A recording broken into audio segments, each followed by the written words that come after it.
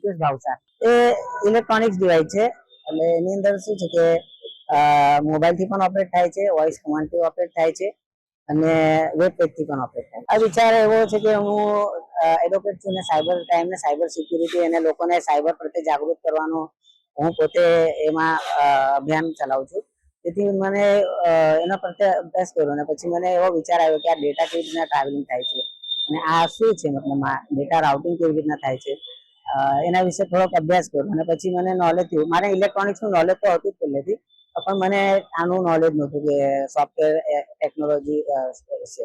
પછી એનો અભ્યાસ કરીને પછી કોડિંગ કરવાનું પણ શરૂ કર્યું। એમાં એક માઇક્રો કંટ્રોલર આવે છે અને બીજી ઇલેક્ટ્રોનિક્સ ડિવાઇસો આવે છે। ઇલેક્ટ્રોનિક્સ ડિવાઇસ છે ને એ સિગ્નલ થી ઓન ઓફ થાય છે અને એ રીતના એને કમાન્ડ આપે છે। બહુ સરળ છે। અત્યારે તો મને સરળ એટલે કે આપણે કશું કરવું નથી પડતું, એની જાતે જ ઓપરેટ થાય છે અને વાત પણ કરે છે આપણી સાથે।